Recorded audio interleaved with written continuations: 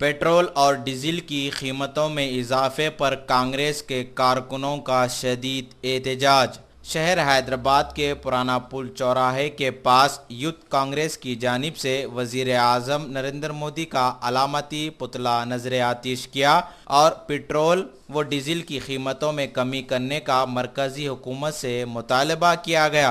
अगर ना करने पर मजीद एहतजाज में इजाफे की भी धमकी दे दी।